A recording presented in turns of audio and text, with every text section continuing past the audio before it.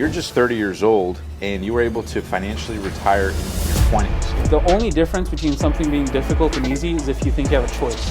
You know, with my job in Hollywood, like I was an executive for these different celebrities, most notably with Jordan Belfort, and the only conclusion that I had going through that process was that Introducing Arvid Ali. Arvid Ali. And we're very, very honored to have Arvid over here. We used to live in people's basements. It was the four of us, my parents and my brother, and we had to all share a bed. Police used to knock on our door because we kept getting these eviction notices and stuff. I didn't enjoy life since I was a kid. I was just like, okay, how do I get done with all the crappy things in life that I don't want to deal with? I was a super nerdy looking kid, really scrawny. No one was nice to me. And then this guy, he was like, hey, we're gonna go through this process where I'm just gonna force you to work out with me. And he wouldn't like leave the room until I did 100 push-ups. Yeah. That was the point where I realized you can really push yourself beyond anything you could imagine. I'm working at Oracle, working super hard. I meet with executives. I was like, hey, I'd like to become an executive myself within 3 years. And they thought I was like an idiot for saying this. Right? I went from like being stuck working for free with one startup and not even knowing how to convert them to over maybe 25 almost clients within 4 weeks. And almost over half of them just started paying me immediately instead of making me work for free. What's your best advice for people if they feel stuck right now? The biggest thing would be to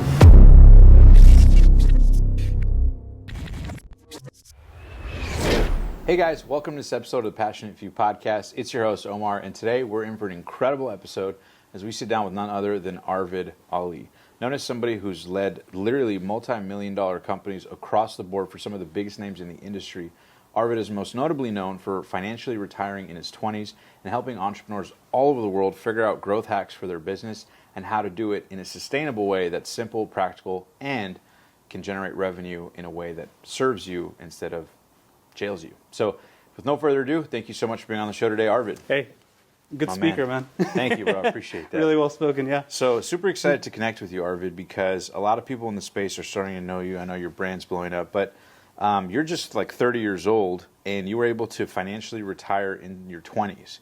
And that's something that so many people fantasize about, dream about, but today we're going to talk about the human aspect of that and what that means for you. So can you talk about first what that means, and then we'll get into your story about how you were able to financially retire in your 20s?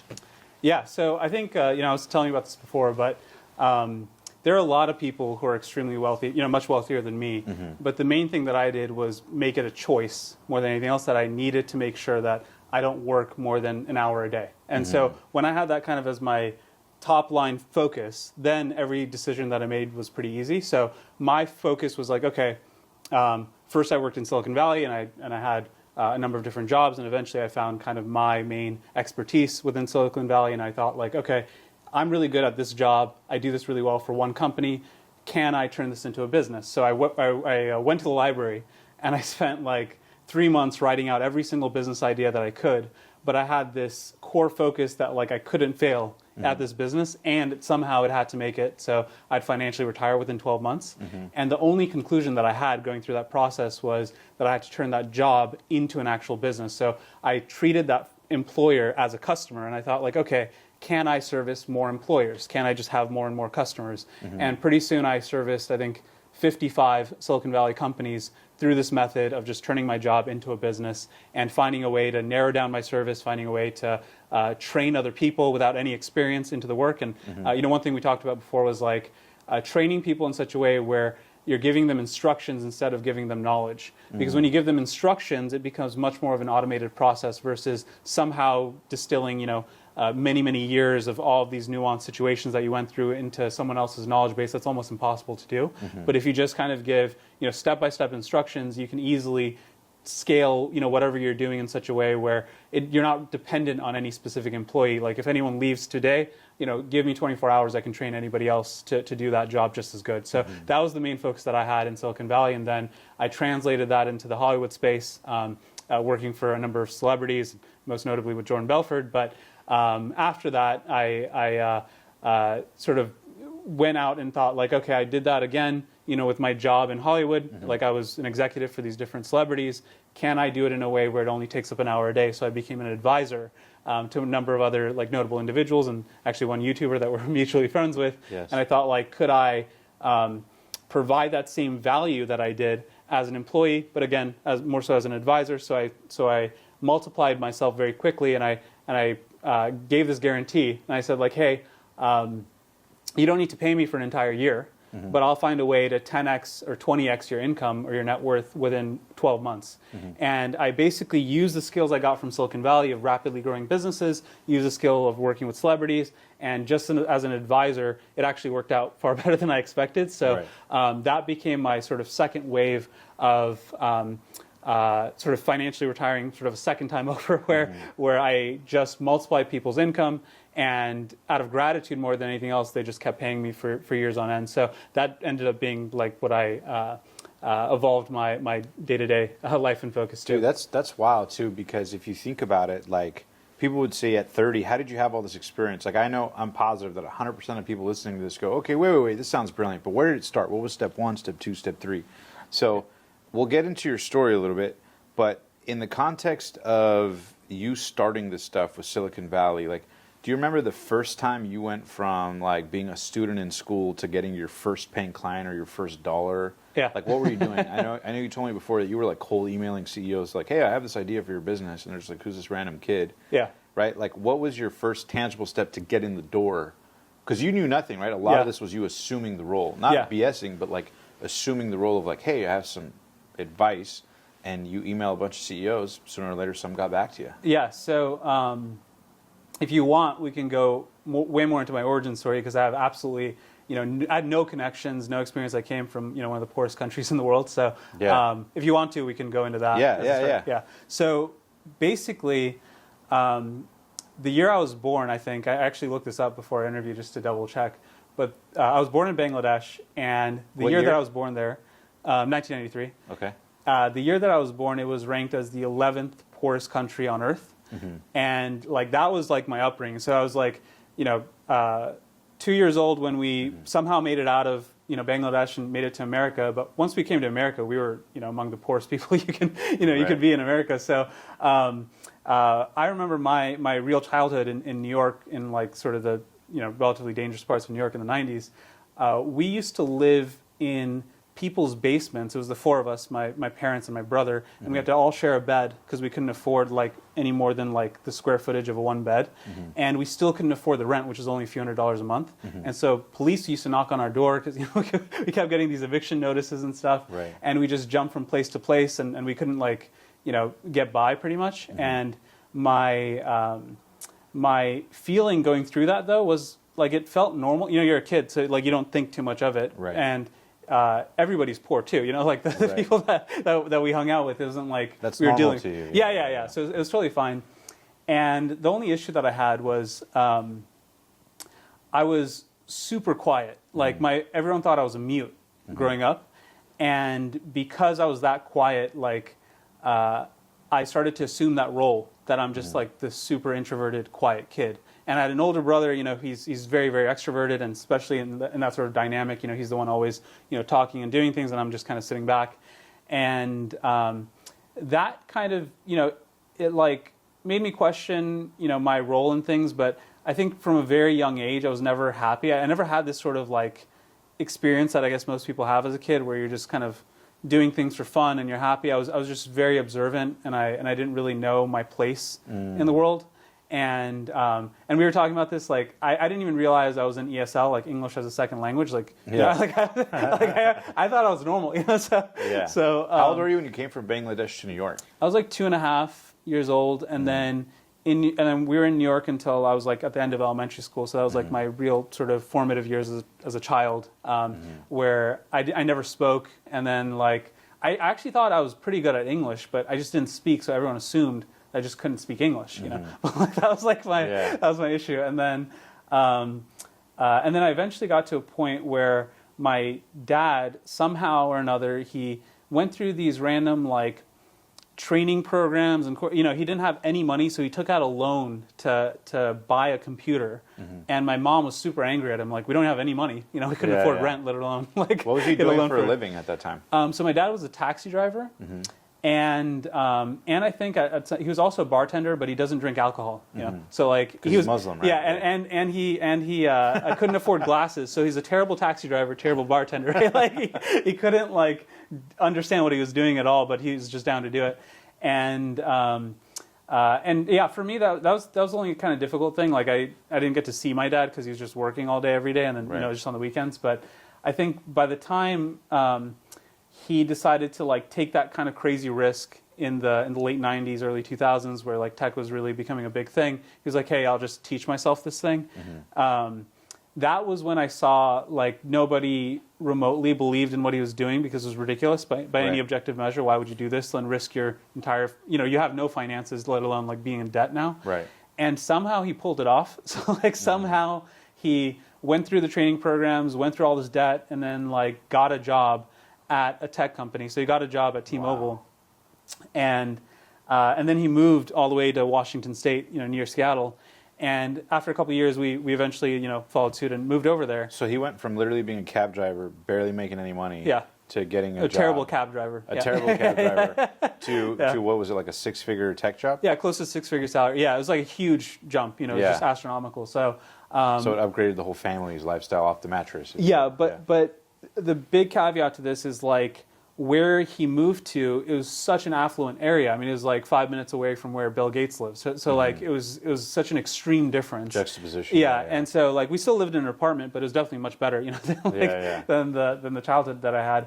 But I actually would say that like once we moved there, that felt a lot worse. It was such a big culture shock to me because at least back in New York, it was a community. Like we're all poor. We all, a lot of us came from countries like Bangladesh. Like we're all in the same situation.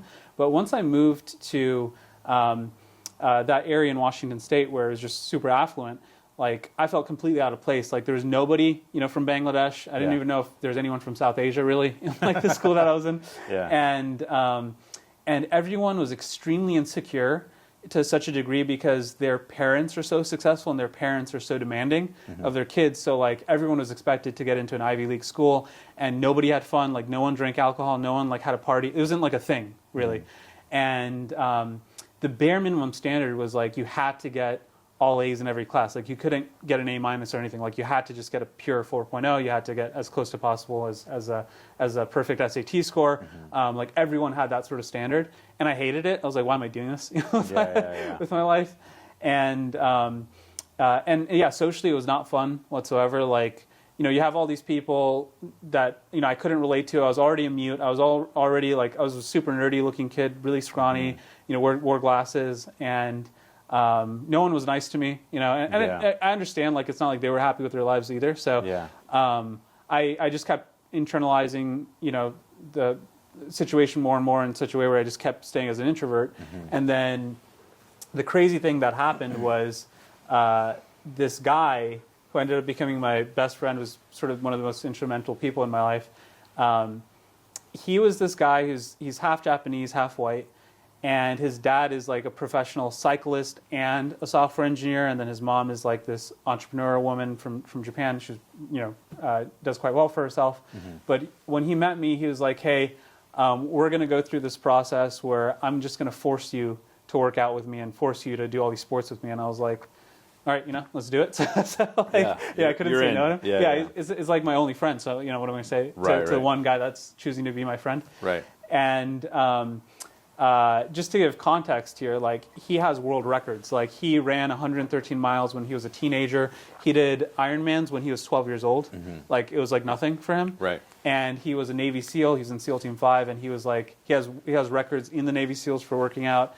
And then he's now finishing a PhD, and for fun, he's also a professional triathlete on the side. Like he's like on an extreme level. And like if you think David Goggins, always. It was always just natural for him. So like it's like a David Goggins times 10 type situation. So like there's like these races I remember, like where through the desert people. These are a lot of these like ex-Navy SEAL or Special Forces guys that like do these races through the desert where they have to carry like 50-pound backpacks or something like that. And then it's like a relay race. And so for him, it was so easy that he finishes the race and goes back and carries other people's backpacks and finishes it like with like he's like on a different level. But I grew up with him, so it felt normal. And to push yourself mentally. Yeah, that far, right? And so like it used to be a situation that started out where he wouldn't like leave the room until I did 100 push-ups, and I was a super scrawny kid. And I was like, "What do you mean you're not leaving?" He's like, "Yeah, we're gonna sit here all day until you do the 100 push-ups." Yeah. And then and then we started doing arm wrestling, and he's like, "Yeah, you have to beat everyone in the school in arm wrestling." And I was like, "Dude, like, look at me. Like, what are you talking about?" Right? Yeah. And so we kept arm wrestling until I figured out the technique of arm wrestling. It's much more of a technique than anything else. And then it worked. Like within like 6 months, I went from being like the worst to one of the best at arm wrestling. And then he's like, "Hey, we're gonna do swim team next." I was like, "Dude, I don't even know how to swim. I'm like the worst guy on planet Earth at swimming by far. Like, there's no way I can swim at and we're in high school." Right. And he's like, "No, there's swim team tryouts in 1 week, and our swim team was like number 2 in the state. It was in like a chill situation, Yeah. and it was in the winter." And he's like, "No, we're gonna have you join swim team." And I was like, "Dude, I can't even tread water." He's like, "No, you're just gonna jump in the pool, and you're just gonna learn how to swim by yourself." And so he just stood there in the pool. He didn't teach me anything. He just like waited until I learned how to swim, and I learned how to swim like 1 week. And then I showed up to swim team like trials, and they let me in because no one's ever actually just shown up that bad. Like as long like anyone's allowed it. Yeah.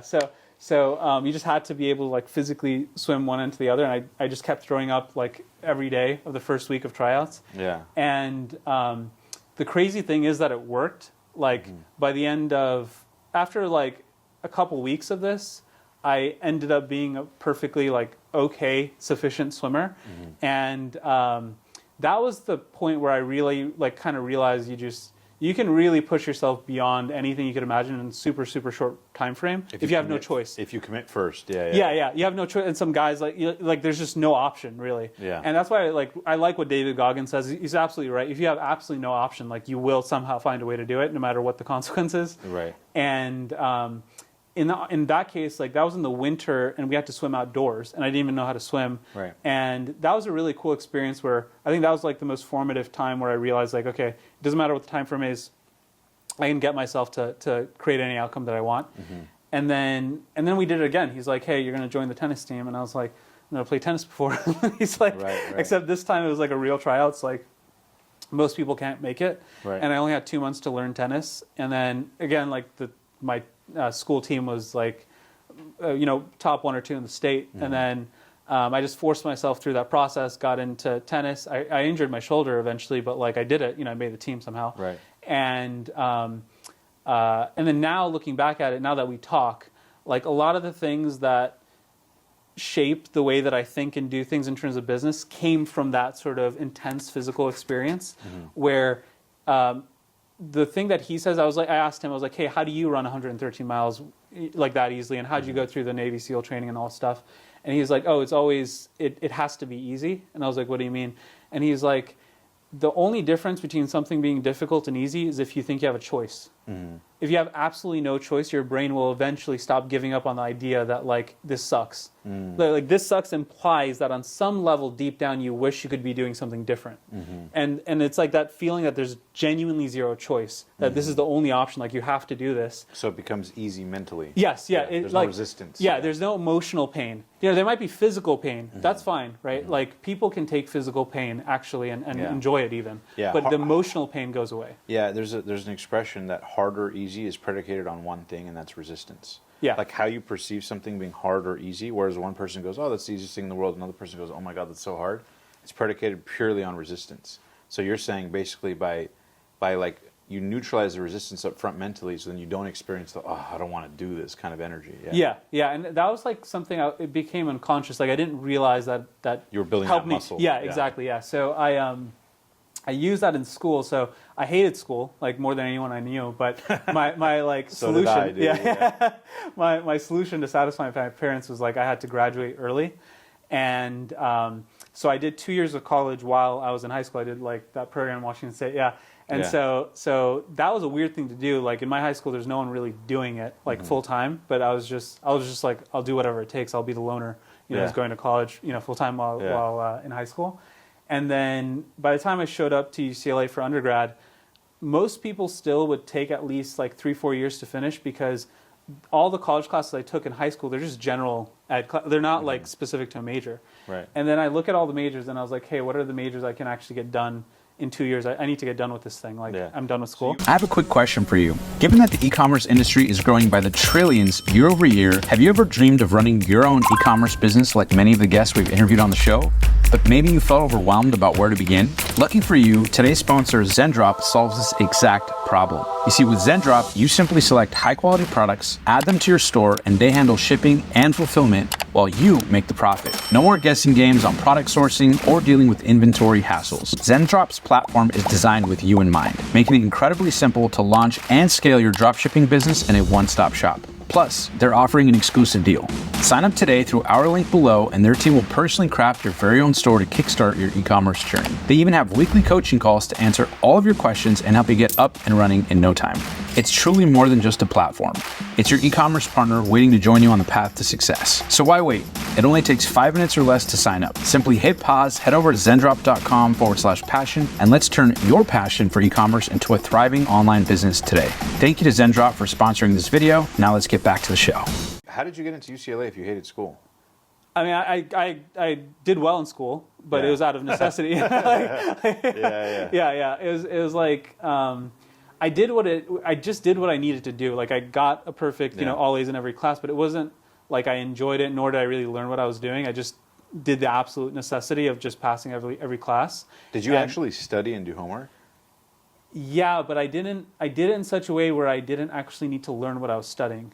Like, I understood how to game the test. Like, I understood like what the teachers and professors were looking for. I understood how to study for the test. Like, I just understood the game enough. And I hated that. Like, it's not fun. Like, not getting to actually enjoy learning what you're doing. It was just I just felt like a robot. Like, okay, I have to this is probably how the test is going to be structured, and I'll just take the test to pass it. And I get to UCLA, and I was like, okay, how do I get done with UCLA like as fast as possible? And like the only major, practically speaking, that you could do super quickly is a math major, because nobody in their right mind would want to do a math major quickly. Like, it sucks. Like, every math class is just a real hell on earth. Right. And I don't like math. Just to be clear, it was like the subject that I liked the least. Yeah. But I'll just do it. Like, I was just willing to take the pain. So my older brother did math, so I was like, if he can do it, then anyone on earth can do it. So you just like sought the hard thing and made it easy mentally. Yeah, like I just made it so like I cared more about getting done with school than I cared about how hard it. I'll take the pain. Like, I'll just take the process. And somehow, I don't know how I pulled that off, but like somehow I got done with the math major, and then I don't know. Yeah, that was a crazy one. So you hate school, but you became a math major from UCLA. Yeah, and I hate math the most. yeah. Like, that was. I guess that's the thing. Like, where I got from my friend is just like, it doesn't matter how you feel. Yeah, it's like, if you care that much about the end outcome, you can just throw how you feel in the trash and just do what you need to do. Proceed, yeah. And so I just pushed myself through it, and then I got my diploma. I was 19 when I got the diploma, and then So you graduated UCLA at 19? Yeah, and then and I had some extra classes, but graduated at 19. But and then I then was like the real start of like career journey. Yeah. So were you trying to get out of school to get rich? Like, was that your thing? Like, I want to make money. Oh yeah. I should driving have said force? this. So like, my driving force, because I didn't enjoy life since I was a kid, I was just like, okay, how do I get done with all the crappy things in life that I don't want to deal with? So I don't want to deal with school. I don't want to deal with working. And so my goal was like, I need to get done with this before the age of 30. And that was like my thought the whole time. Mm-hmm. And it was a very it was not a fun way to live. Like, I never really enjoyed anything I was doing. But I just did it because I need to get it done. And I thought like, okay, if I could get done with all this crap I don't want to do, by the time I'm in my mid-20s, then I can finally relax, and who knows what happens after 30. But like, I didn't I didn't like have a particularly like positive experience of life growing up, especially because like I didn't have very many friends. I was socially like, I didn't So have all any your confidence. energy went into accelerating the bullshit. Yes. And then like, I didn't know how to speak comfortably until I started watching speeches of Barack Obama when I was in high school, and I was like, wow, that's like a guy from an immigrant family who speaks that well. Regardless of your political views, I was like, how does this guy speak this well? And so I just started learning his speech patterns. Mm-hmm. And then by the time I got to college, then I had the next big breakthrough, actually, in terms of, sorry for sidetracking on it, but like, there's the best friend I made in college was by far the most popular guy at UCLA. He was called like the Greek god. And so like every girl looked up to him, and like he's this like super like basketball player looking, 6'3", he's like the guy that you'd imagine as like the Greek god of a university, right? But we end up becoming best friends because secretly deep down he's just like a big nerd like me, and he like created this character for himself. So his dad like invented financial engineering, in the 90s. His dad's like this super genius guy, and like we really hit it off because he empathized with me because he saw that I was like a nerdy guy, and so he helped me build my social confidence, especially in college. And then by the time I graduated, I was like, or the last few months, I was like, okay, now I need to go into the working world. I only have a few years to get this done. So I did this with the academic side. I was like, I need to get done with working. And I started applying to jobs. And I got rejected from everything. So I was like, this is a real problem. And I called my dad. I was like, hey, I'm like getting rejected like nonstop. And he's like, oh, it's totally fine. You can just move back home. I was like, move back home? I was like, no, I can't. There's no way in hell, moving back home. And so then I started applying nonstop to 100 jobs per week. And I got rejected from everything. I think I applied to thousands of jobs, and I kept interviewing, I kept failing, and I was like, what's happening here? Yeah. And it was like a brand new like reset in my mind where I was like, okay, there are right answers and there are wrong answers now. Like I get it. Okay, with these interviews, it's not that they want to get to know you. Okay, there's genuinely right answers, genuinely wrong answers. Right. I will figure out what the right answers are. Right. And that was the start of me realizing like, okay, I need to really wake up and be a professional here. There's no like fluffy stuff anymore. Right. And thankfully, I ended up getting 2 jobs, and both of them actually were better jobs than all the other ones that I applied for. So the first job I ended up going into was at Oracle. It was like a Fortune 100 tech company. And I go into it, and I'm like, by far the youngest guy there. And the thing that happens is everyone's like socializing. All the new hires are all socializing by going to bars. I can't go to bars. Right. I'm like too young to do this. Right. So I'm just like sitting around alone in my Airbnb. And one good thing came out of it. I was just on Tinder and ended up finding the woman that ended up becoming my wife later on. So it was a good outcome. Yeah. But just sticking to the professional side, this is probably the most instrumental thing that happened professionally for me was like at Oracle, they had you meet the executive team in your first few weeks there, at least the program that I was in. So it was like one of the first times that they were doing this like new grad program. And I got to meet all of the top executives at Oracle. And I thought like, okay, they're going to be like, I don't know, just intelligent, nice people or whatever. And they're the extreme opposite. I mean, they were like the most cutthroat human beings I've ever seen.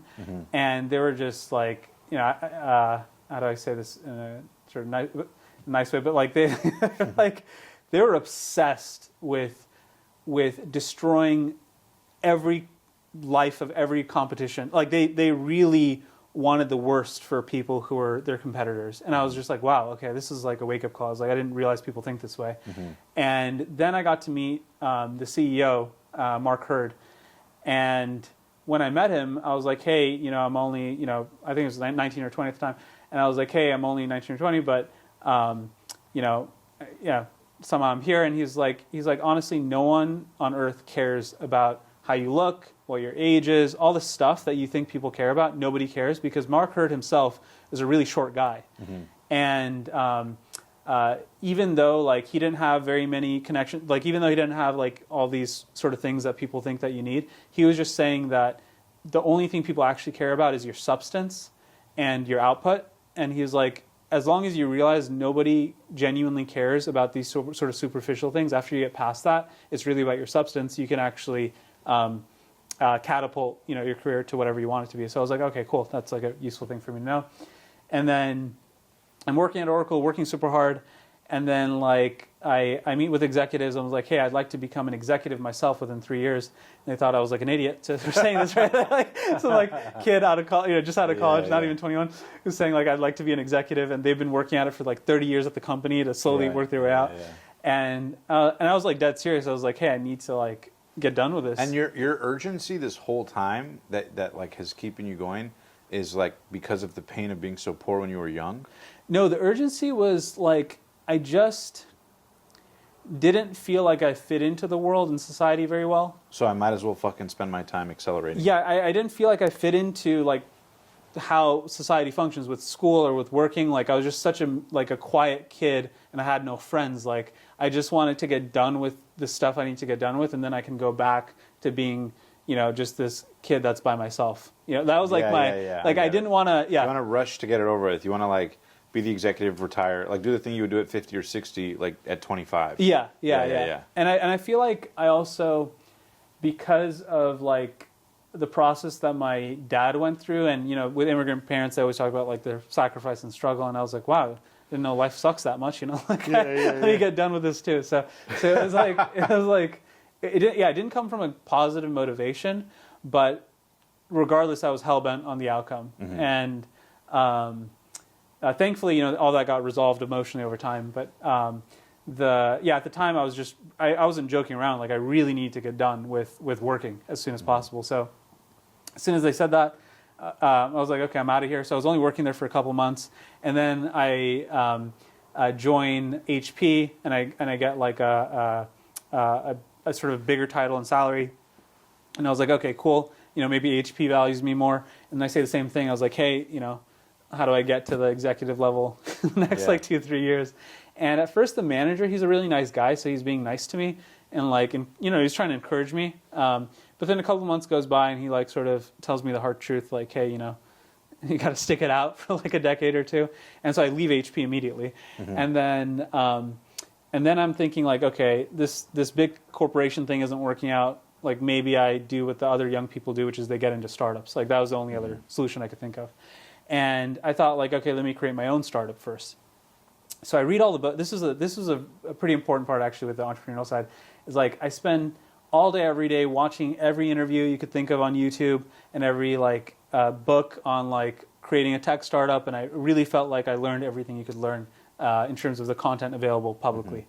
And I use that information and I start building out my tech startup, and I was like, man, this sucks. Like no money is coming in. And I later realized like really the tech startup world, they teach you all this stuff to structure a world where you don't make money, but you cater to the dream of investors. So like it's not really designed to retire you very quickly. Like it's designed to hopefully, this company maybe magically works out 10, 20 years in the future, but it's not inherently designed to build a business that really makes genuine money. So especially back at the time that I was doing, I think that was like 2014 or something like that. So that era, it wasn't like a big flurry of investors were in the tech space yet. So as I went through it, I realized that like I'm making no money, and essentially these investors are no different than a boss. Like, and I was like, why would I want these weirdos to be my boss? Like, who are you? To be my boss. I get that you're funding it, but like that's not what I'm trying to do. And then I started working for startups, and I had this cycle that just never stopped. So I just joined a company, worked there for 3 months, and then quit once I realized like I can't, escalate that far. And I kept doing this over and over. And I just joined another company, and I'd quit, and then I'd try to do my own thing. And I wrote a book, and then I was like, okay, this book is going to get me rich. And it actually made me the poorest I've ever been. Lost money on the book. Yeah. I spent like months and months writing this book because I got really good at getting jobs at that point. And I was like, hey, I know I can teach other people how to get jobs. So you wrote a book about how to get jobs? I got like super good at getting jobs because I don't think anyone failed more at getting jobs than me, and then got really good at getting jobs. What was the name of your book? Landing Any Job in 10 minutes or something. I wrote out this whole book, spent all these months on it.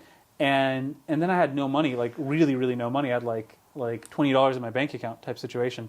Yeah. And I was living with my buddy, and he was like covering. I'm very grateful to him, like like floating me during this time. But I started hopping from like my friends' couches to other friends' couches, and eventually they'd kind of want me out of there. And that was like an emotional shock to see that like my close friends, I was a burden to them. Right. And like I kind of felt unwelcome. Like that was like an emotionally difficult situation where I had no money, and I felt like a failure, and like I had to start relying on friends, and I thought they'd want to like have my back for longer. Thankfully, like the best friend I had from college like had my back for a decent amount of time. But that was the moment where I was like, that was like the final stop where I was like I'm done being a failure, And I was living on $10 to $20 a day, essentially if like one person bought my book, that would be able to cover my meals for the day. I would only eat at McDonald's for the most part. I mean, I like McDonald's, but like that's all I was eating. And then I decided to join another startup. But this time I was like, hey, whatever I do at this startup, like I'm not hopping around anymore. Like this is going to be my thing because I'm sick of being a failure, and I didn't know that like the emotional price to pay was so severe. And I started working for this tech startup, and it was actually the coolest experience ever. Like the startup ended up becoming worth nearly $2 billion. So, and I joined in kind of the early days. So I got to see what a real startup is supposed to look like. So the first investor in that startup was Justin Kan, the founder of Twitch. And the other investors, like they were like really high profile people. And the founders of the companies, they were like some of the top people from Facebook. So I got to really see what a professionally managed tech startup looked like versus all this random stuff that I was doing before. And I got to focus on just being in servitude to the CTO of the company, the co-founder. Like I didn't have to deal with all the other employees. And my job actually was I was a head of talent because I got so good at getting jobs. I also got really good at knowing who to hire. So like that was like my thing. So the skill paid off. Yeah. But you like, could have never anticipated it. Yeah, because like the main thing that I figured out was like people who are oftentimes not that good at interviewing or getting jobs, they're actually incredibly talented employees oftentimes, versus like the people who are really good at sort of saying the right things are not oftentimes the best employees. Sometimes they are, but like, I was a bad employee. I kept leaving every 3 months. So like, so I could tell who's genuinely good and who's not. And I sort of used that skill to be a head of talent. So I was like in charge of everything related to hiring for this tech startup. And I got to just directly work with the co-founders. And thankfully, we created this process, this system really, where I use my math background to figure out how to hire in this like sort of mathematical way. Like we could really know exactly what platforms to use, like what to say, what works, what doesn't work, and we created this almost sort of mathematical system because the CTO also has a math background, and so we took the soft skill of hiring and turned it into almost like a scientific process of hiring, and we plugged it into every part of the organization, whether it's hiring engineers to salespeople to pharmacists, like everything that we needed, and it worked, really well. So after that, this was like the part where I was like, okay, I'm really confident in my skills, and then some bug in my head was like, I always wanted to go to law school. So then I dropped that whole thing. No way. Yeah, and I even though things were going super well, it was the first time I was making a lot of money, and I was really happy with my girlfriend at the time. My girlfriend at the time actually ended up being my wife. So everything in my life was going so well. Were you making a six-figure salary? Yeah. I was well into the six figures. I was doing really, really well for myself. And how old were you at that time? Oh man, what is it? It was like this was 2016, I think. Okay. Yeah. Yeah. So I was still in like 24. Yeah. So I was like still in my early mid 20s, and I was making a lot of money, much more money than all the people that I knew from UCLA at this point. And if I just stuck to that company, I could have made a lot more money because they ended up participating in the exit. Yeah. I mean, they're just so successful as a business. Like I could have made probably tens of millions of dollars if I had really stuck with that business. Can you share what business or industry it was? Yeah, so the company was Alto Pharmacy. So it was like a pharmacy technology company where they automated everything related to a pharmacy, and they automated the delivery side. So nowadays, for most pharmacies, you can just get your prescriptions delivered, and they kind of pioneered that whole process. And the strange thing was, like, I just couldn't help myself. Like I still felt deep down that it would have taken too many years for me to actually end up in a financial situation where I'm actually financially retired. That was my deep down, like, my real issue. And I don't know why, but I decided to like get out of that by going into law school. And it was always like a dream of mine to go to law school, but like I don't know why I did it at the time. Hey guys, quick question. Have you been enjoying this video, but you're thinking to yourself, man, I love this content, but I want to learn how to grow my brand or my business? Well, if your answer is yes, you're not alone. In fact, millions of entrepreneurs deal with this exact same issue. And it's something that I've learned the answer to from interviewing 7, 8, and 9-figure entrepreneurs around the world. And this philosophy that solves all that is a concept called Who, Not How. Now, the Who, Not How philosophy states that anytime you're stuck on the hows to get to the next level in your life, your brand, or your business, that there's always a who to help you get there. And it's for this exact reason that I'm super excited to announce that I've officially launched our brand new Passionate Few community to help you do exactly that. And yes, it's 100% free. Join me and the thousands of other entrepreneurs that can help you make your life, your business, and your dreams a reality. With no further ado, let's get back to the video. So you graduated UCLA. high school and then went to UCLA, graduated by 19, did all these jobs, was making six figures, and then you casually go, you know what? Screw this. I think I'm going to go to law school. Yeah. Gotcha. And then you like, didn't waste a lot of time. yeah, and like, you know, at this point, you know, everyone thinks I'm mentally ill, and maybe, you know, I probably was, right? And maybe I am, you know, who knows? But like, That's funny. you know, and So you end up getting into law school. yeah, but the crazy thing is I loved that job. I loved working for that co-founder, and he's still one of my closest friends. I just had dinner with him like a couple of days ago. There was nothing wrong with that position, and I was super happy with everything that I was doing. And I just couldn't like get that bug out of my head that like I need to get done with working, you know, by the time You I'm need in to my be financially free. yeah. So Like ASAP. yeah, so I go into law school, and at this point, you know, everyone, like parents, my girlfriend, best friends, like everyone's like, okay, Arvid's, you know, really losing his mind, but at least law school is something he always dreamed of. So this is going to be the one thing he doesn't quit, you know? But did you think that law was the ticket to financial freedom? Was that the motive? It was more that like, you know, I thought I could, like I thought inherently I was naturally really good at law because I had to deal with the psychology of like police and getting evicted at such a young age. So I used to be obsessed with law growing up and understanding like what gets you in trouble and what doesn't get you in trouble. Because you were at risk getting evicted with your dad and the Yeah. It was like top of mind thing growing up. So I just felt like I was naturally inclined to it. But I actually was going to go to law school straight out of college, and I got into law school straight out of college, but I never did it. But I just had it as like a safety net. I was like, if I hate working, maybe I'll just go to law school. And yeah, I don't have a good reason for it, but I finally like went to law school, and then things are going super well now in law school. Like I was right, like that really was my passion and my calling, and I really intuitively understood everything related to like the subjects that I was studying, like the case law, like everything felt really great for me. And the professors, I had a fantastic relationship with them, and I was ranking one, like I was the top ranked student in the midterm, you know, in the some of the essays, all these things that we had to turn in. The finals were kind of the main thing, but there were things in between. And everything's going like phenomenally well. And just as I was like, okay, this is going really well, I think I'm done with this. And so I like quit, like as it's going super well.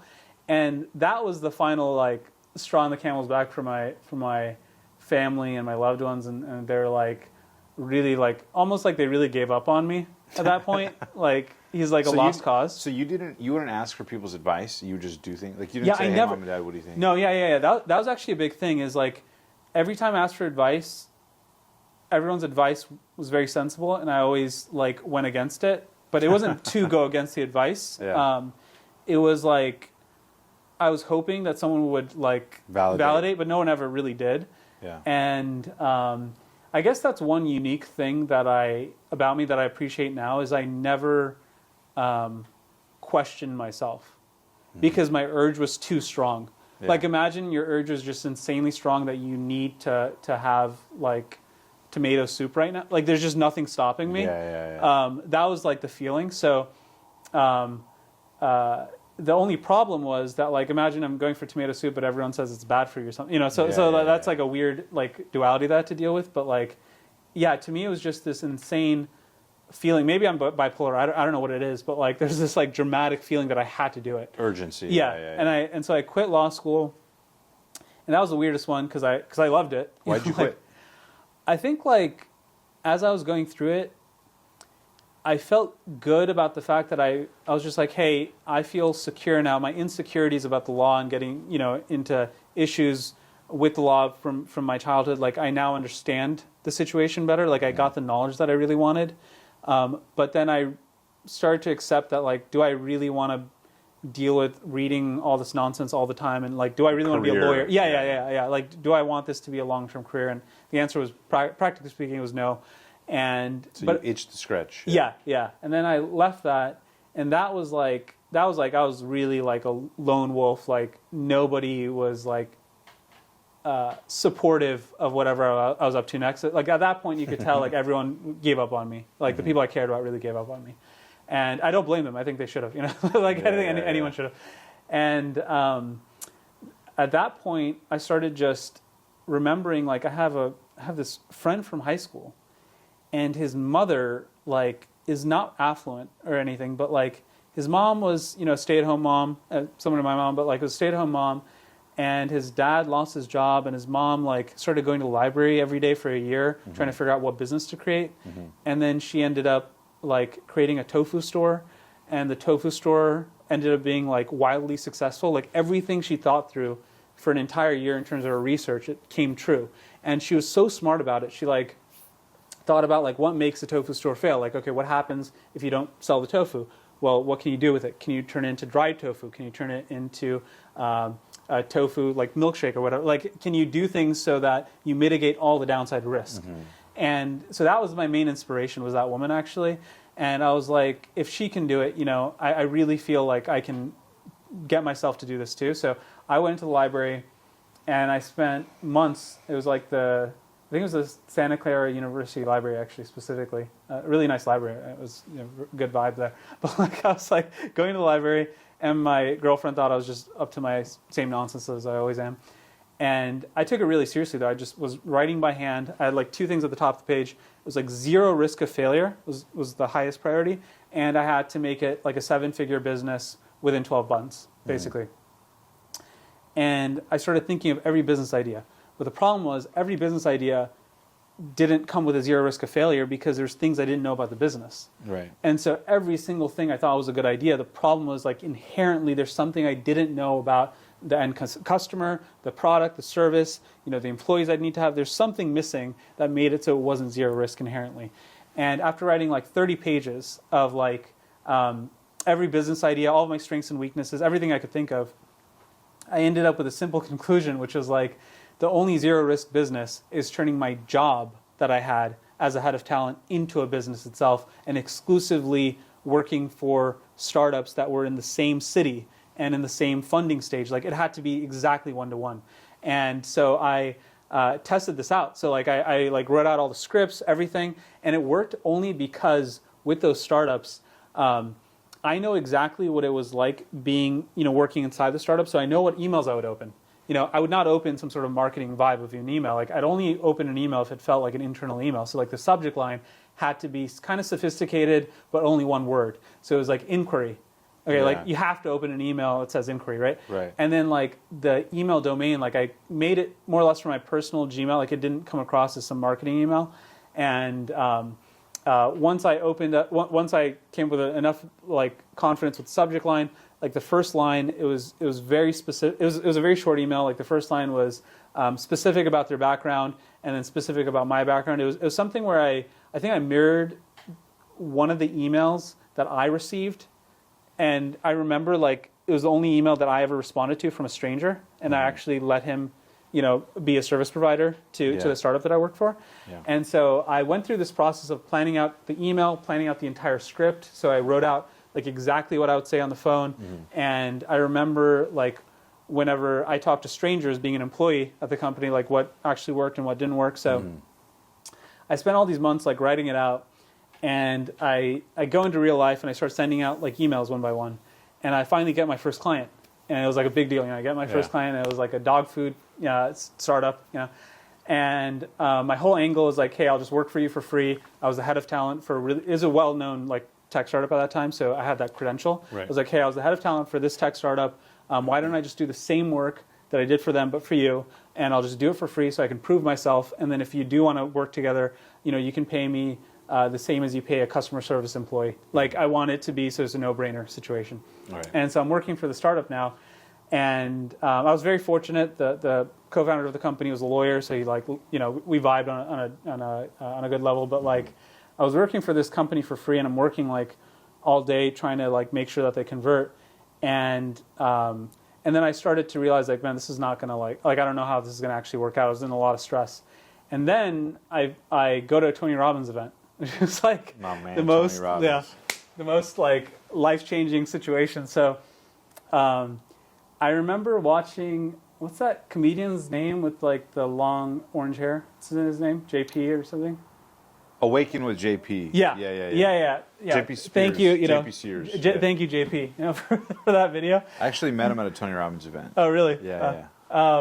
Yeah, JP and Charisma on Command, they made a video on Tony Robbins. So I watched those two videos. I barely knew who Tony Robbins was. I thought he was just some motivational guy. But JP did like a video where he was joking around about it, but then at the end he gave like a testimony. He's like, hey, you should really go to this event. And then Charisma on Command did a video like explaining how Tony Robbins can cure depression. And I was like, man, this is like, what is this guy, like a magic worker? I'm down, you know, let's try it.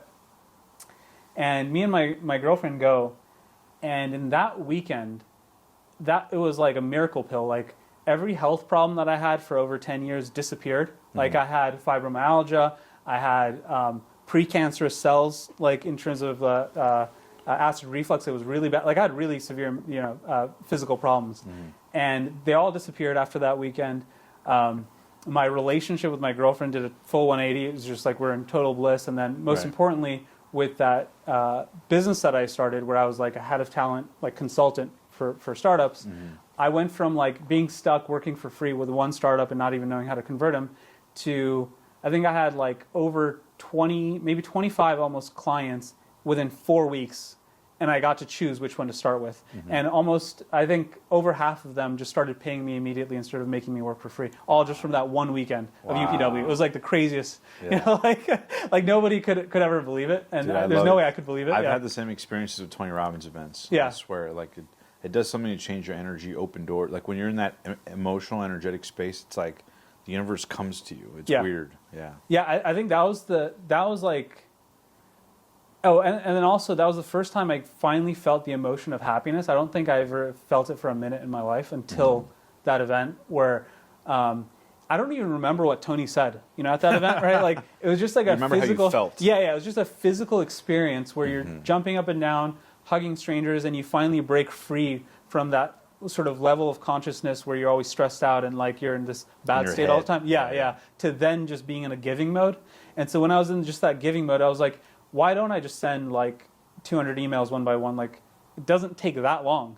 Yeah. It feels annoying emotionally, right? But like if you get rid of that emotion of annoying and you feel happy doing it, then nothing's kind of stopping you. So I just started sending all these emails. I started doing all these calls, and I kept meeting all these like phenomenal individuals who are startup founders. And what are you emailing them saying? Like pitching them your services? Yeah, I was just like, hey, I was the head of talent for the startup. Everyone knows this startup in San Francisco. I was like the head of talent for the startup. I'd love to work for you for free.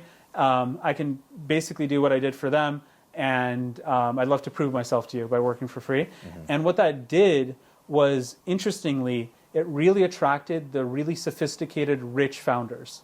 Like those are the guys that got it. Like they appreciate the initiative. Exactly, they really understood it. You're not asking for money, so they're the people that are going to pay you the most. Yeah. So it ended up being that like the clients that I got were super top notch. I mean, they were like. The founders were already, there's one that was already a multi-billionaire founder, and then there's like really sort of top-notch companies and founders. And funny enough, whenever I met with founders who are like, didn't really know what they were doing, and they weren't in San Francisco proper, they were like maybe a couple miles south or whatever, like that never worked out well. But it ironically was just the really, really elite startups that were attracted to that message because they got it. Like they were in that situation before, so they really respected it.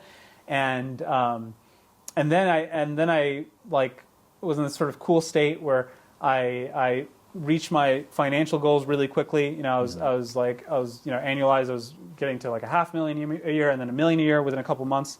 And is it with clients on retainers, or what was the model? Yeah, so the model was that I would start with just charging them like I'd offer for free, but most of them would say like, no, we're definitely paying you something because they're already well-off companies. Yeah. And I'd say like, okay, if you're going to pay me something, then pay me like something really small. So I just charge like, let's say $5K a month or $7K a month, something as little as possible so they don't feel annoyed paying me. Right. And then I would really like go above and beyond within the first 3 weeks.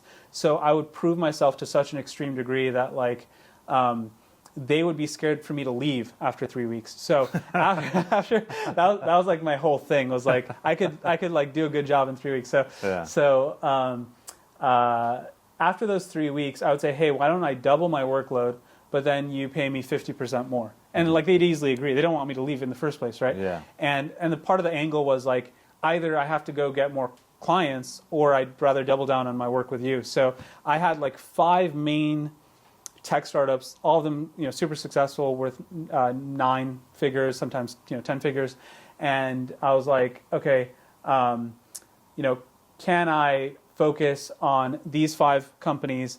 But it really ended up being like 5 full-time jobs at the same time. So I was like, Right. I was like, okay, cool. I have my financial, situation going, but now my girlfriend's like, like, what are you doing?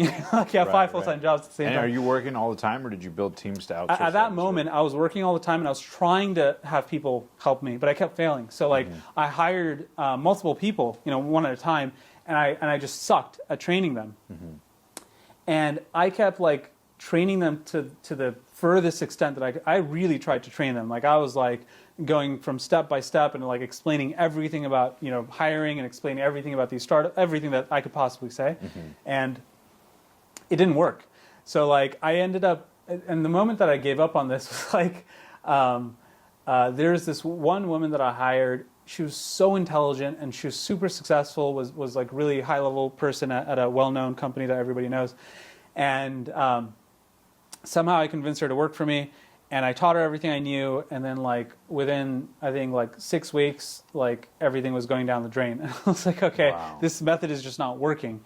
And then the craziest thing was I went a total 180. I was like, okay, if transferring my knowledge to really intelligent people isn't working, what if I just go with the model of just like what large corporations do, like where you compare a sophisticated restaurant to a McDonald's, where McDonald's, they just have a process, they have something you can just plug it in, and you don't focus on like teaching people the knowledge of like culinary arts. Like you're just like telling them instructions. So rehiring someone that I got rid of, which was a mistake the first time, but like I rehired this one woman who was like, she was still a college student at I think at the time she was at Santa Monica College, and she just had the best attitude ever. But she's still a college student. Like, what could she possibly really know at that in that moment? So I thought to myself, like, should I really double down on hiring for attitude, as they say, like hiring for attitude and teach whatever. People say a lot of things. Teach whatever. for aptitude. Yeah. People say everything, but I was like, let me try this out, and it was insane to me because within 4 weeks of me really like going step by step and just giving instructions and just keeping it clean and allowing her to just know how to go from A to B to C to Z, and just doing exactly what I do, she ended up being much better than me, like within a couple of weeks. Like a college student, and I've been at I've been like grinding out, doing all these different startups. I have so much like random knowledge in my head at this point. But a college student who had functionally no knowledge of how to do the type of work we did in the tech industry was way better than me in a couple of weeks, and I was like, this is it. So I think that whole process from me starting the consulting business to getting it automated, it was only roughly 6 months or so. Yeah, less than a year for sure. It was all within the same year. Did you have teams of consultants under you, or how did you scale it to millions of dollars in revenue? No, I just had her and then one other person, and that's it. You don't need like a big team if you have like the right people who have the best attitude. Like we just created a situation where with each client that we had, maybe they'd pay us an average of 10K.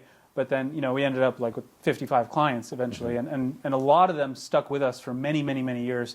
And if it was me, this is kind of the key thing. If it was me, they wouldn't have stuck with us because I'm a guy who like delivers an insane amount of value, and I can get someone to love me quickly. But then like I'm a mentally, unstable person, so like I jump from thing to thing. Right. But she's super mentally stable. She's just this unbelievable human being, and I really appreciate her. Systems around your incompetent. No, I'm just kidding. Yeah. But I get it. So you're just building around your strengths and weaknesses instead of trying to change them. You just build to support them. Yeah, and she was just like the exact opposite of me. She was just so stable with what she does, and she can stick with it, and she can deal with the ups and downs, and she's just chill no matter what happens.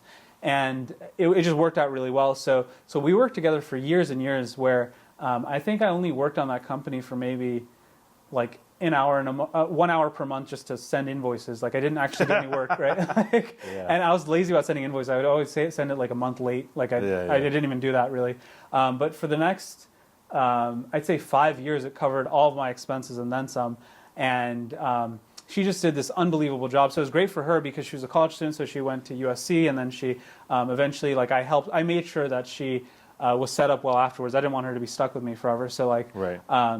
I worked really hard to really make sure that she was set up well with her career, and she ended up getting this phenomenal job at a multi-billion-dollar space company, and it's just, she's doing a truly unbelievable job there, as expected. But and then after that, I ended up replacing her with this guy who's my Uber driver. I really liked him, and then this other kid that I met at a Tony Robbins event. I think he was like 19 or 20 years old, and I was like, I can get anyone to do this now if I just find people with the right attitude. So that was like the first main business that I automated and scaled in such a way where like I had zero contact with the business after 6 months. So it was really just from start to finish like a 6-month process, and I was out of there. And then I switched. And then it became a cash flowing machine on the Yeah, side. and that was good. And I was like, I didn't need to do anything. Like all my expenses, everything was taken care of. And then I made this big switch into Hollywood unintentionally. And basically like through that Tony Robbins experience and certain people that I met, I ended up getting an introduction to a celebrity in Hollywood. And then I was like, okay, what can I do here? And the first thing that I did was like, the only thing I know how to do is be a head of talent. So I was like, hey, I wonder what celebrities deal with. And funny enough, even though they don't have that many employees, they have an average of, I'd say, 50 people that they actually have to deal with, whether it's their lawyers, their accountants, their investors, Their manager, their the managers, house manager. everything, Yeah, yeah. everything. I counted. I was like, wow, there's like 50 people you're dealing with. And so my main priority was like, I'm not going to pretend like I'm good at something I'm not. What I am really good at is hiring the right people. So I pretty much replaced all of these people with like the best people I could possibly find in the world. So all the best lawyers, all the best accountants, everything that we could find. And we got the best people that we could get our hands on. And it was nice because if it's a celebrity, they're happy to work with, work with them without a question. So There's not a lot of friction. Yeah. Whereas people are like, who's this person? The second you say celebrity, they're down. Exactly. So So it makes transactions smoother. And it was a really nice process because then I grew my next level of competency, which is like I learned from the best in the world. I learned from all of these like people that deal with multi-billionaires and presidents and prime ministers, and I was like, what are they saying and doing? Like, what's actually happening here? And I realized that most of the stuff that you're fed online, 90% of it's garbage, and it's the right information is out there, but it's almost impossible to distinguish what's right from what's wrong. But these people, they like.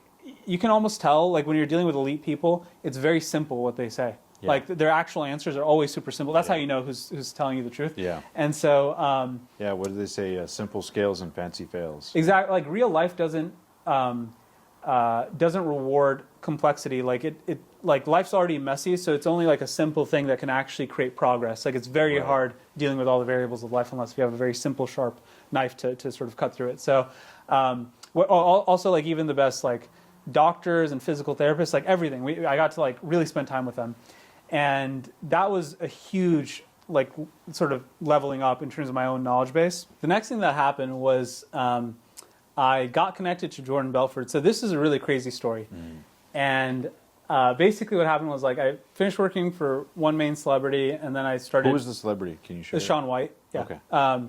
And then the pro gold medalist snowboarder, skateboarder. Yeah. So that was really cool because he's like best in the world at snowboarding, but he was also at a certain time like the best in the world at skateboarding at his event. So it was really phenomenal just to sort of see that in real life. Yeah.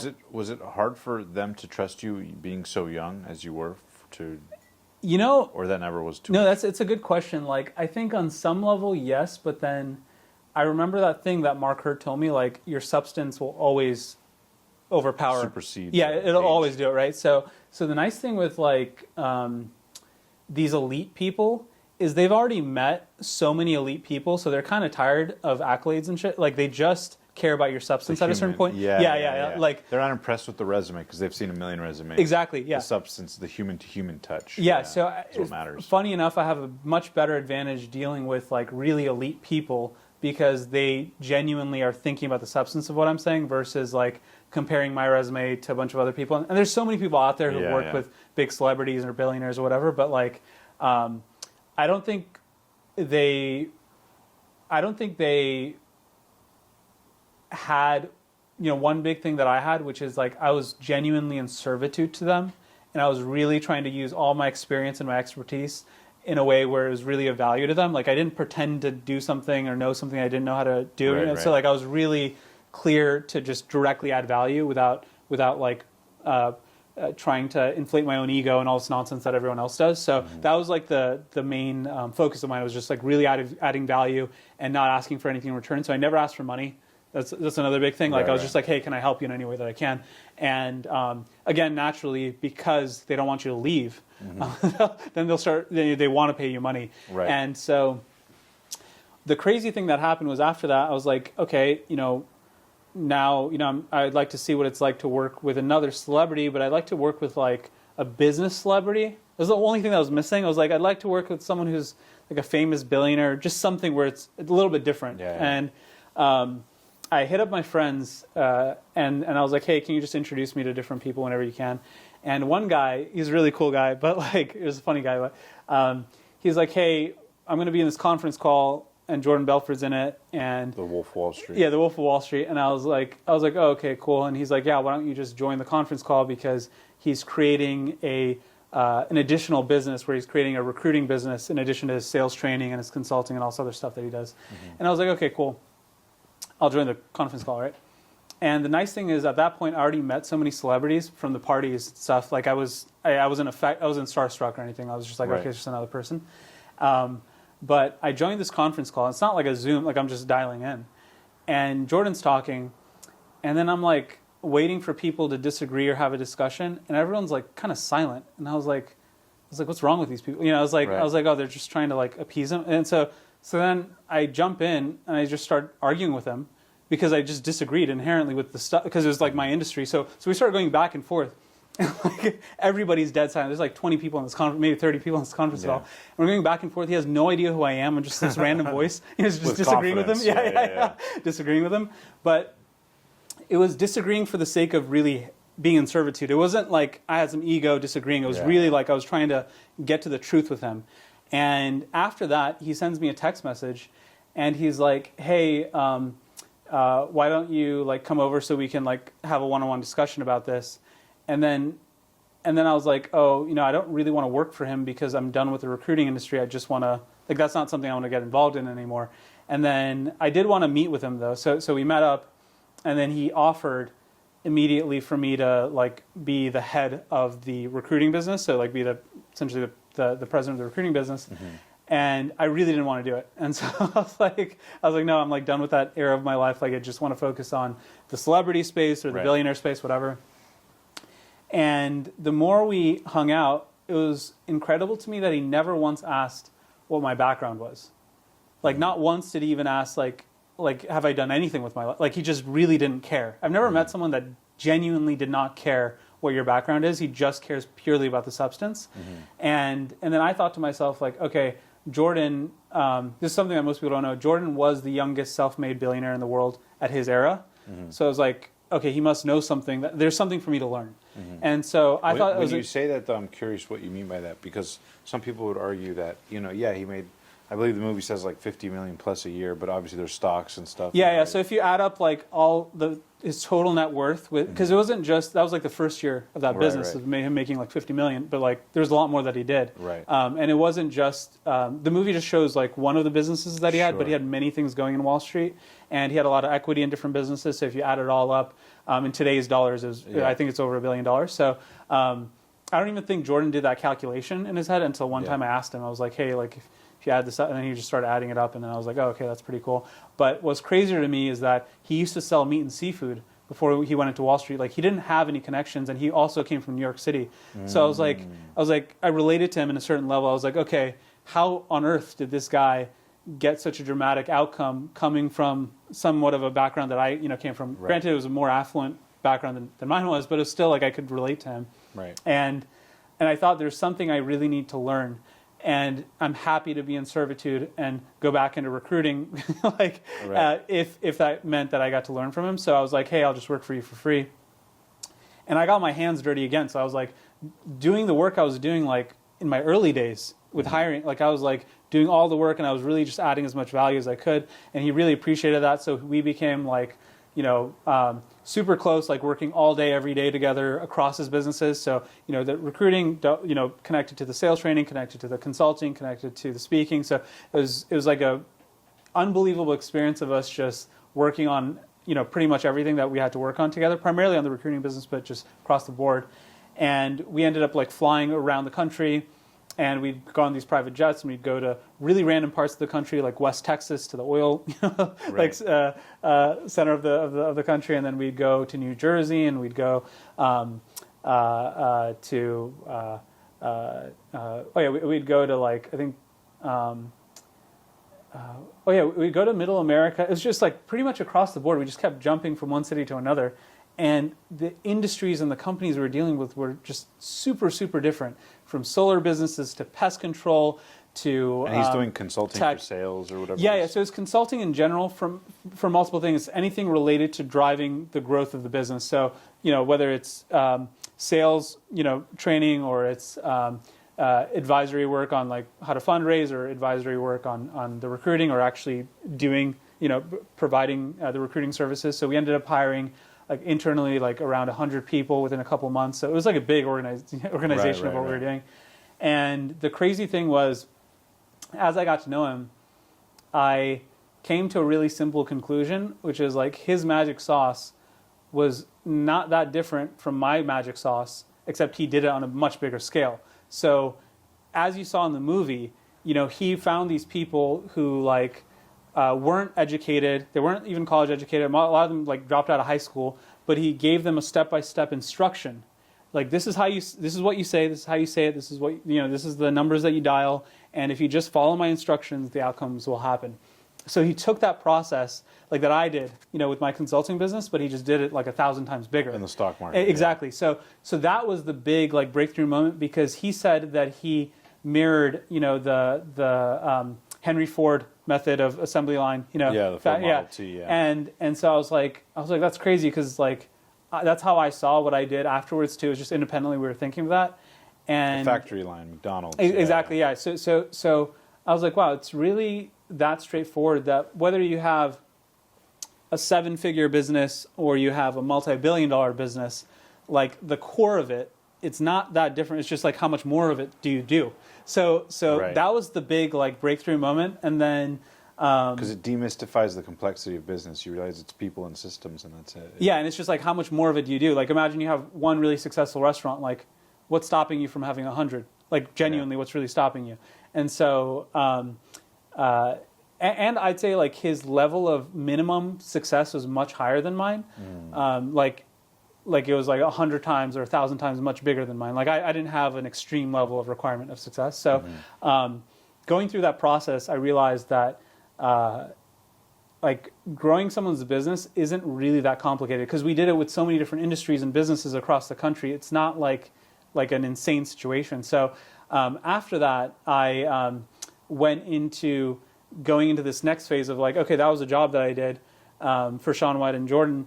And I was like, how do I turn that again into a business where I don't have to work that much? So I thought to myself, like, okay, can I just be an advisor? Is that even effective? Just sitting there being an advisor. One second, let me.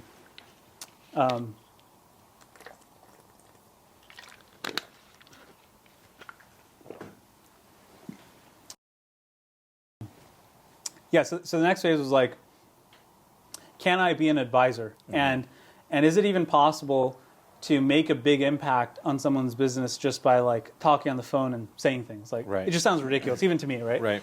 And I thought to myself, like, okay, why don't I just pick a bunch of random people that I connect with in terms of like I'd want to be friends with them. And I think they're super talented already. And they already have a business going for them. So like, it isn't like an impossible situation. It's just a matter of like, can I take the principles I learned from Silicon Valley, where all of us are required to 10x a business or 100x a business, super quickly, and the principles I learned from working with Jordan and working with all the sort of elite people that support Shaun White. Can I take those principles and distill it into just a one-on-one advisory work, and does it even work? And so I ran this experiment, and I did it for free pretty much, and some people, they paid me, but it was like not enough to make a big dent, but it was more of a focus of just like helping as many people as I could that I vibed with. And I picked, I think, like 4 or 5 people, and the insane thing is that at the end of the 12 months, all of them either 10x'd or 20x'd their personal income or their net worth or their revenue. And the crazy part to me was it was just like a matter of a small number of phone calls that I did. So it's still them doing the work, And I think I got this also partially from Tony Robbins, just seeing how much impact you can have just by, communicating. Yeah, exactly, right. So that was another big thing that I think I sort of combined into it, and that was the most like fulfilling thing that ever happened to me, because I finally felt like I have a real value that I could provide to a lot of people now. Like I'm not stuck just like really working as an employee or creating a business that's a specific service, and then I have to train other people. Like it was just me alone, like me as a human being, being of service directly to somebody. Like I didn't want to build a business where I had employees anymore. I just wanted to just directly, be of service. And after that, I took some time off. So I had, 2 babies and very happily married with the 2 babies. And so that was when I finally got to live the life of comfort and live the life of like being a retired person, where I think practically speaking, especially even nowadays, like from 9 a.m. to 11 p.m., I only hang out with my wife and kids. Like I don't do any sort of work pretty much at all. Sometimes, I'll sprinkle in a call here or there, but like for the most part, I don't do anything from 9 a.m. to 11 p.m. Except like family time. And I'll do some calls early in the morning and maybe late at night. But typically, we've done a lot of our calls at like midnight and beyond. Yeah. So that's been a really nice thing, is like I got to live that dream of, by the time I'm in my mid to late 20s, like I don't need to work anymore. And all those people that I advised, they just kept paying me really out of gratitude. So like the first year, I didn't really want them to pay me much at all, but they just kept paying me because if you 10x someone's 20x someone's income, they're happy to keep you on board. So that was a really cool thing that happened. So that just added on to my income, and then I got to really live that life, and now I'm sticking to it for the most part. So like I realize like I want to keep helping as many people as I can with just like this knowledge base, which is why I launched the YouTube channel, which is just to like directly give this information and advice, and like do really short videos that are more just like a useful thing to know to break your sense of what's right and wrong, but then also long form trainings here and there. And then for anyone that's interested, I try to make it as universally accessible as possible. So I pretty much make it as close to free as possible just to schedule a call with me, because the crazy thing that I found was just from one call now, like there's been multiple people that can 10x their income like super quickly, because now I'm just getting better and better at like giving the right advice to the depending on the person and the situation. What do you think is what holds most people back from 10xing their business? Based on your experience, it's a good question. So is it beliefs? Is it just the habit of it? Is it they need permission? They need to be prompted? Like, what's the common denominator you see that's holding people back? I think they're very distracted by all the noise of what they could be doing. So that's the number one thing. So like most people, especially people who are like talented in general, they might be good at one thing, but then if you're a smart guy or girl, you think that you could be good at multiple things. And you see someone else doing it who's like maybe not even as smart as you, and they're making way more money. You're like, oh, could I do this? Could I do this? So it starts to like throw you off course very easily, especially for the people who are smart and talented. Funny enough, I don't know if you have a totally different experience of this, but like there is a statistic where the average millionaire in the U.S., I think they had a 2.9 college GPA. And so if you're not from the U.S., that more or less means you did terrible in college. So like you didn't fail out of college, but close to it. So I've generally found that the people who are more almost humble in seeing that they have a narrow skill set, they have a freedom to just do the one thing that they're good at. And that's the big distinction that I find is like most super smart and talented people, they get stuck making sort of low 6 figures their whole life because they have a profession, they're super good at it, or they have a small business, they're really good at it, and they're just kind of like working hard at that business, and then they have ideas like, oh, should I do this business or this business, but they don't really like allow themselves to go all in on it. And so generally speaking, like if in one conversation I can like shift someone's reality to realize that like this is their skill, and it's very apparent that this is their skill, and based on that skill, this is how you can multiply how many customers you service or how many businesses or whatever that you service. And that by itself is more than enough for most people who are already skilled.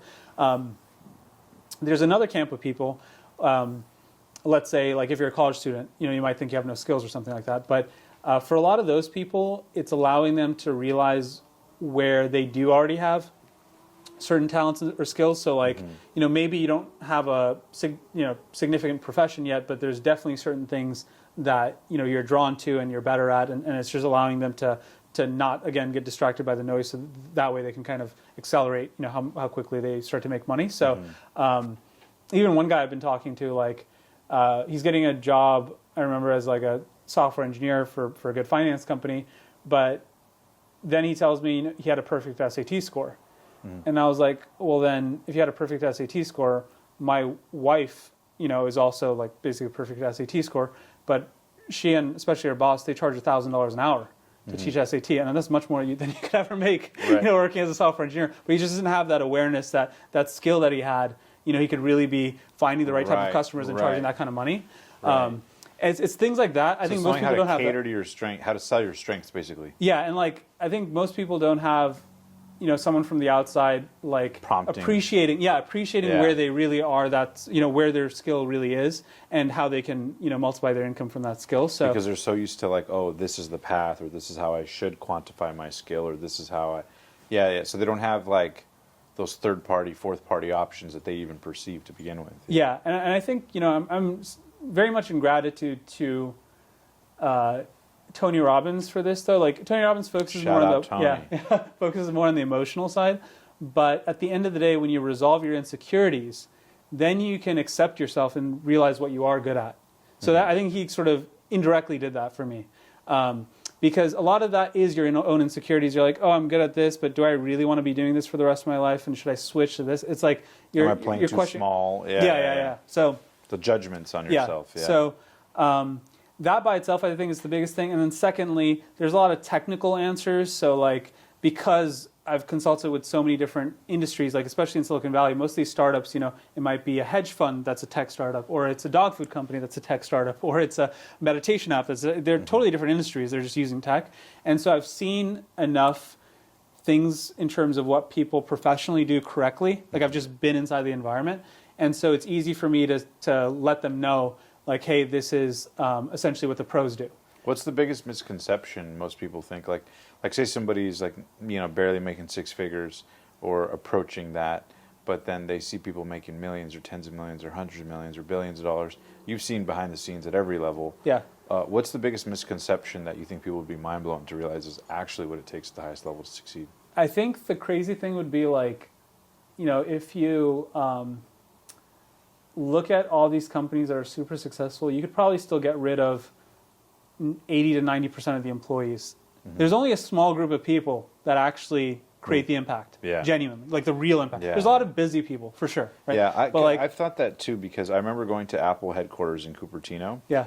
And I remember going like, wow, this is like, arguably the biggest, most valuable, physical product company on earth. And I was like, what are all these employees doing? They only have like a MacBook Air, iPad. Like the updates are very minimal. They have like whatever, 8 product categories or whatever it is, and they make small updates every year.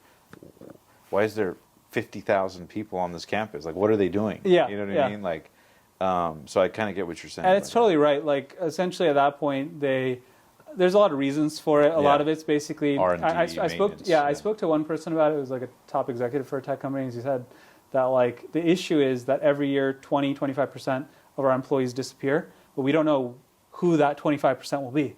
So we have to have so much redundancy, like an insane amount of redundancy of all these employees. So that the holes are always plugged no matter what. Yeah. And when you make that much money, you're just kind of like, you're in that process. Exactly. Yeah. So, and then there's another thing where they like preventing good talent from going into other companies, which, I think is kind of... so they keep them on payroll. Yeah. It's kind of a funny, thing, but like...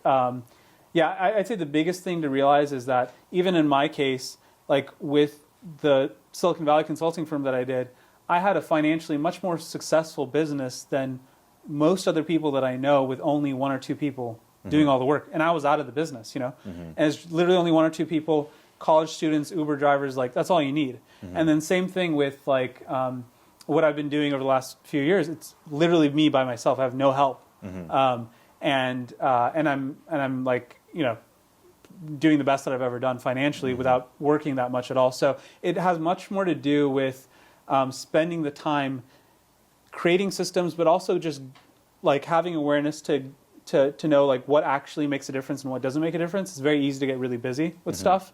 And all that being said, it's kind of a general thing to say, but like that's why I have the one-on-one conversations and I make it functioning as close to free as I can, is because each person I've realized they can get these concepts, but the moment you have a real conversation and they tell you their specific problems, and I can just tell them how that concept applies to their specific problem, then it's like a real breakthrough. And now now they're like free. Now they can actually like deal with every situation, and be good to go. Similar to what Tony did with me. It was like, like I felt like I was really stuck in a specific situation, but I got that sort of concept, plugged into me in that specific situation, but it lasted for many years after that. So it opened you up. Yeah. Do you think most people, like, what do you think most people could do to open up possibilities when they feel stuck in their life? Like, maybe they don't have a consultant. Yeah. Maybe they don't have a Arvid Ali in their pocket, right? Yeah. Like, yeah. how do you recommend people, like, what questions do you recommend people ask themselves to kind of expand where they're at? I think the biggest thing would be to honestly reflect on everything you've done and really see what are you uniquely good at and what do you uniquely like to do. That's like the number one thing. As cheesy as it sounds, the one thing I found to be fully true is like the follow your passion stuff, as much as the passionate few. The crazy thing is that like most people could actually be rich doing any business, in truth. Like most people are smart enough, can work hard enough, but it's very hard to stick to something that you don't actually enjoy doing. And the way you know if you enjoy doing something or not is to look at your past choices. So even if you feel like you're a lawyer and you don't like the day-to-day tasks, at the end of the day you're doing it. So it's like if you really reflect on what parts you like doing and what parts you don't like doing, you'll notice that it's not a broad level, I hate being a lawyer. There must be certain things that allow you to keep doing the profession. There's other things that you don't like. The more you kind of create those separations and start to realize, these are the things I genuinely like doing, and these are the types of customers or clients that I vibe with well. And so you can start to eliminate 80% of the work that you're doing and 80% of the customers that you have and just really double down on the areas that you're interested in and that you've obviously been uniquely talented in. So that I've found is like the biggest thing anyone can really do. And then separately from that, in terms of looking at like who to mirror or who to follow, like, business leaders, whatever, the main mistake that I made where, and then I ended up meeting these people, like all these sort of famous billionaires or whatever. I later realized that like, why am I obsessing, like why did I obsess over some random multi-billionaire where what he did and how he got there has nothing to do with me? Right. It's just so irrelevant, or the industry you're in. Or, yeah. And like, I just like the vibe of like, oh, this is a celebrity billionaire and I just like how he is. But that's cool. You can like people. But if you're going to mirror someone, you should find the people that you can genuinely relate to. And that was the thing that actually helped me the most is to like, instead of like getting enamored by these people that everyone else is enamored with. And just to give you context, like I was obsessed with like Elon Musk back in, I think it was like back in 2009, and then in 2012, 2013, I had my dad put his entire life savings into Tesla. Like I was obsessed with the guy. Same thing with Peter Thiel. I was obsessed with the guy, and then eventually, I met these people in their circles, and I'm just like, what was I doing? like obsessing over these people. In what sense? In the sense that they're human, or in the sense? Yeah, they're just like they're super super normal people. Except the difference is that they're good at their one thing. So with Elon, if you really look at what he actually did, I don't know what I'm allowed to say here, but like with Elon, the main thing is that he's a pure fundraiser. Like he's not the engineer, whatever nonsense that he wants to say is a good fundraising technique to say he's just an engineer and he just focuses on product. But he's a pure fundraiser, and he's been like that for a very long time. And so before he did that in the private market, so he got Larry Ellison as his main backer, and that's the same guy that supported Steve Jobs and Elizabeth Holmes. Like Larry Ellison, even like with this Twitter acquisition, has played a big key sort of role in it. And then when he went into the public markets, he realized like, okay, I need to cater to this audience of young people who want to see this sort of fantasy type of life, and like he's a pure fundraiser guy. And anyone who gets into his little world, you'll start noticing that somehow you get convinced into trying to invest into any of his companies. Like that's his thing, is fundraising, and all this whole persona. It's a means of fundraising, just to be transparent with it. And it's easy to get tricked, as I did, into thinking like, oh no, this is an engineering product guy, this is that. It's not really true. Like, it's the fact that he's so good at fundraising that he was finally able to create these fantasies and turn it into reality. Like most people aren't that good at fundraising to have a company that is failing for 10 years, 15 years, and then finally it works. Like that's kind of the key thing. So there are plenty of these people where I find that we value them as like impressive product people or business people, but they're very singular as fundraisers. And there's other people where they're very singular at getting a lot of money from their customers. It's just like different skills that they have. So that was the thing that allowed me to evolve my understanding, which is like these different business leaders, they genuinely have different skills, but usually the celebrity ones tend to be ones that are more so in the fundraising world, because you don't have that much of an incentive to be a famous billionaire unless if you're fundraising. Right. Like there's some exceptions to this, but like the majority of the famous billionaires, they're either tech billionaires or they're finance billionaires. Tech billionaires are obsessed with fundraising from the public markets, and finance billionaires are absolutely obsessed with fundraising. And so that tends to be like who we idolize. But the real people with real businesses are like the guy who has a multi-billion-dollar plumbing company or a construction company. Those guys and girls, like they're on a different level in terms of really building businesses. So I really value what they did and how they built systems to really build their business. So you see the human side of it more than just the romantic celebrity side. Yeah, of it. And I was probably the most enamored with this romantic side.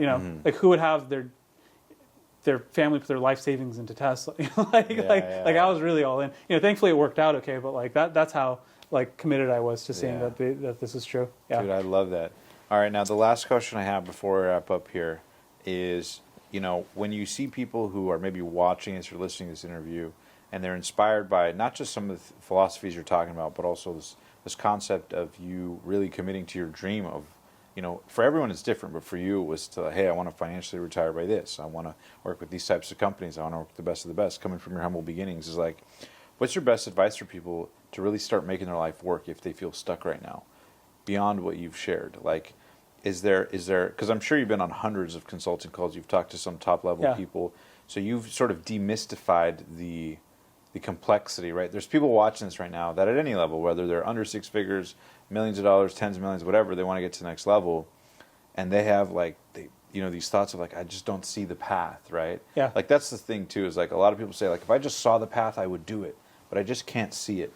What advice would you have for people to like see the path to get to the next level financially in their business? Yeah, as weird as it sounds, like I honestly, now that I've had so many calls, like I would say that the biggest thing is most people, especially people who have, let's say they've done well in school or they've done well at their job or they've done relatively well with their business. It doesn't matter what it is.